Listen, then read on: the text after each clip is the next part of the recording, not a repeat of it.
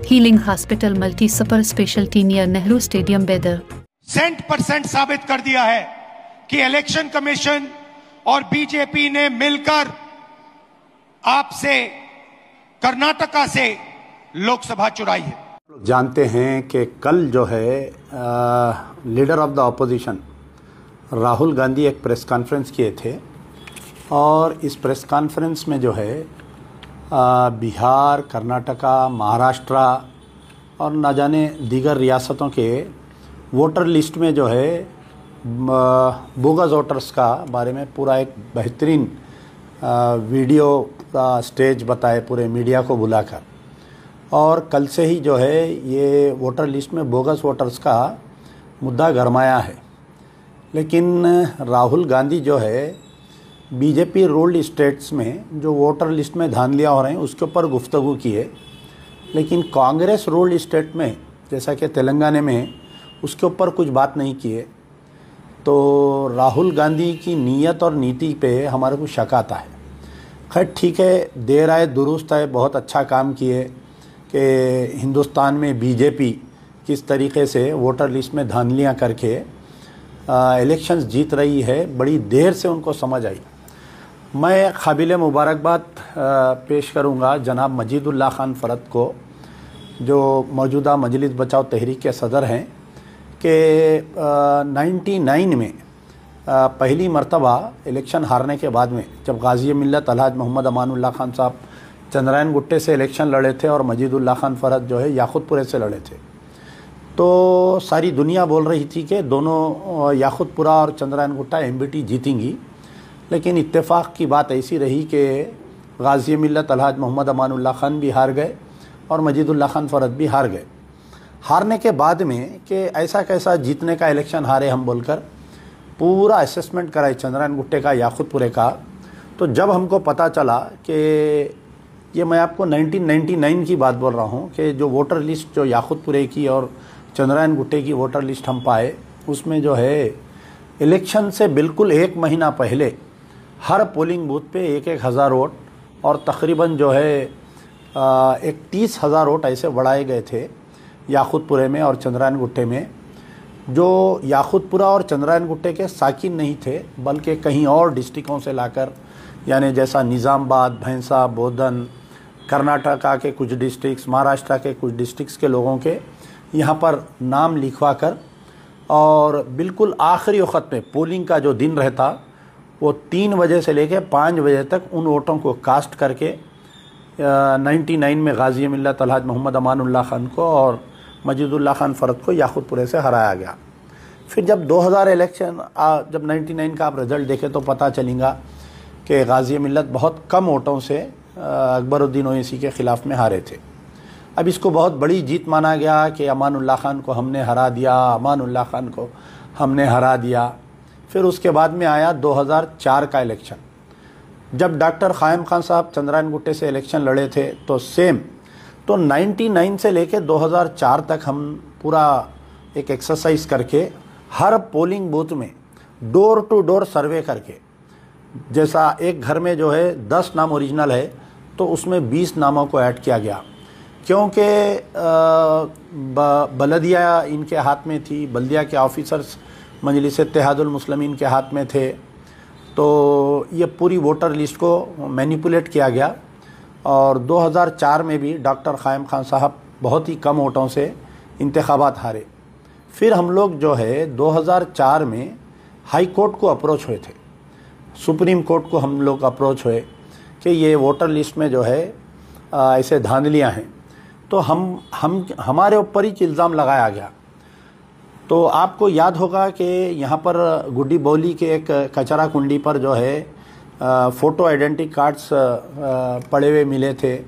तो मैं सारे मीडिया को लाके बताया था कि किसी कचरा कुंडी पे जो है एपिक कार्ड्स पड़े हुए हैं। तो उस वक़्त की डिप्टी म्यूनसिपल कमिश्नर मेरे ऊपर एक केस बुक किए थे रैन बाज़ार पुलिस स्टेशन में। खैर बाद में चल के वो केस में से हम बाइज़्ज़त बरी हुए थे।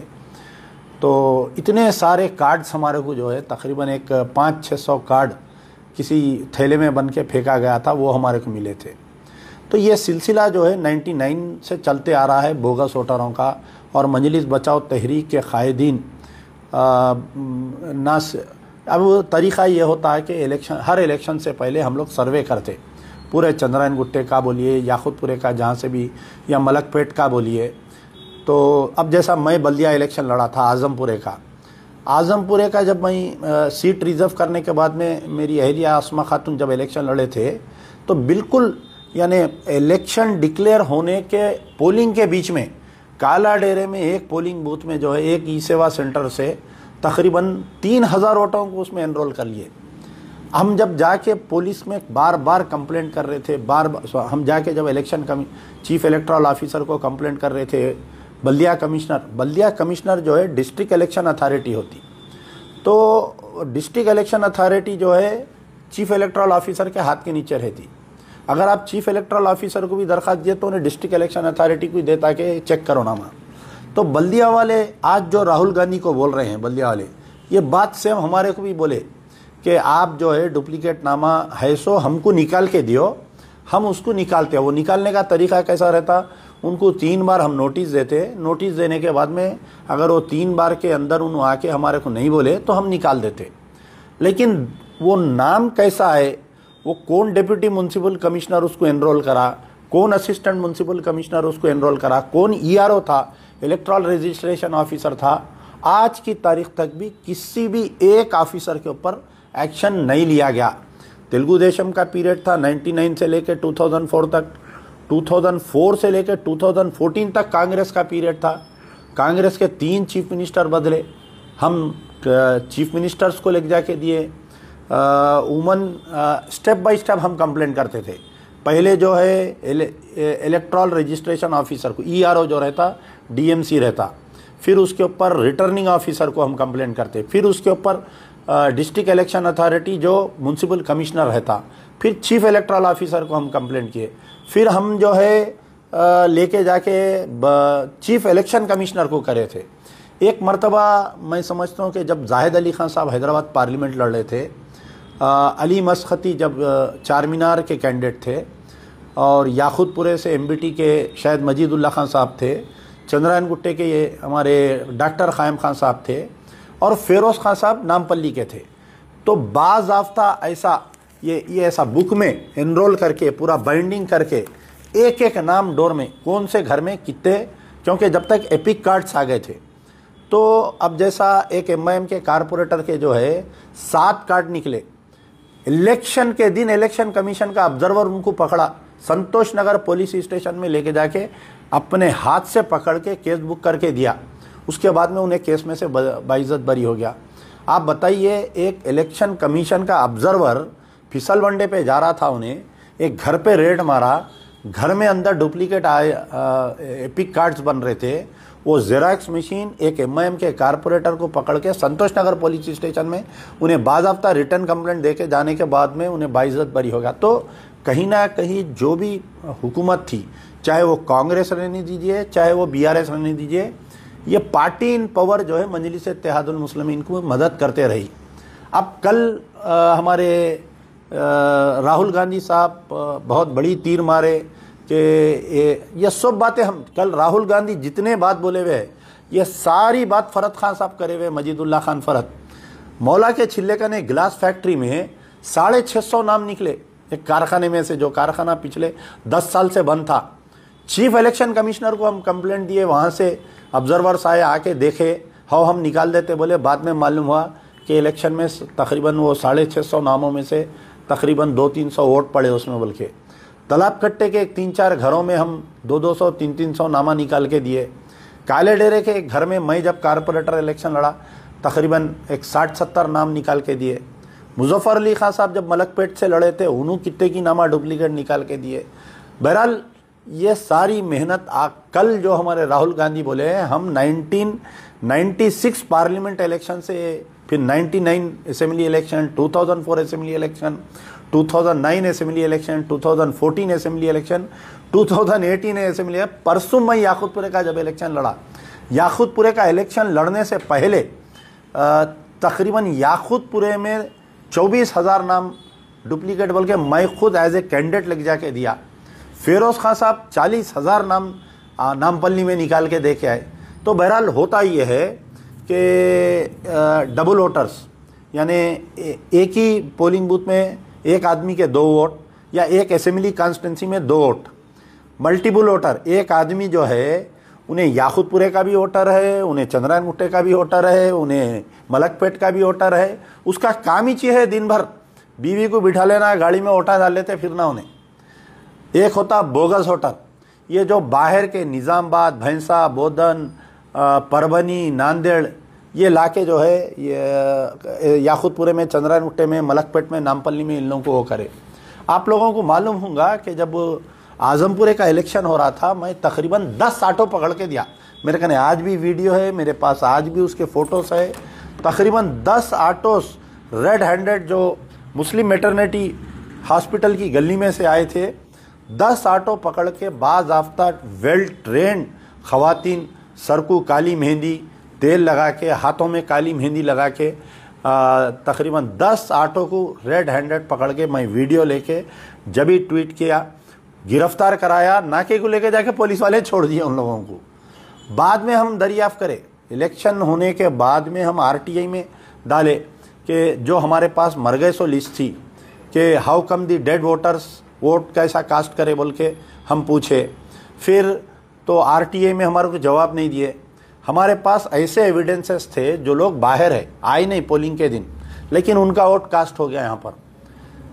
तो बहरहाल ये जो कल राहुल गांधी साहब बोले हैं ये बहुत अच्छी बात है, देर आए दुरुस्त आए। मैं राहुल गांधी को अब चैलेंज कर रहा हूँ कि राहुल गांधी साहब, if you believe in the democracy, word जमहूरियत में अगर आपका यकीन है तो I am challenging you on behalf of Hyderabad पूरी पब्लिक की तरफ से मैं रिक्वेस्ट कर रहा हूँ आपको मैं चैलेंज कर रहा हूँ, अगर आप में दम है तो आपके चीफ मिनिस्टर के टेबल पे हैदराबाद पार्लियामेंट में 4.5 लाख वोट बोकस है। हैदराबाद पार्लियामेंट, हैदराबाद लोकसभा में तकरीबन 4 से 4.5 लाख वोट जो है बोगस, डबल, मल्टीपल, मर गए सो, घर खाली, ये वोटर्स है। आपकी सरकार है ना यहाँ पर, रेवंत रेड्डी साहब आपके चीफ मिनिस्टर हैं। बल्दिया commissioner is appointed by the chief minister. Municipal commissioner is the district election authority. Municipal commissioner is the district election authority, उसके हाथ में है।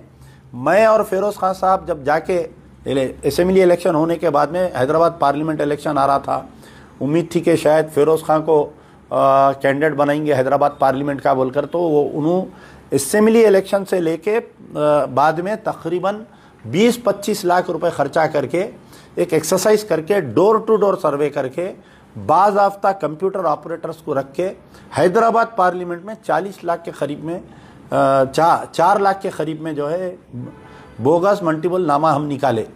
मैं और फिरोज खान जाके दोनों जने चीफ इलेक्ट्रल ऑफिसर को दिए, तो उन्हें लेके बाजू फाइल रख दिया, ठीक है हम करते बोला।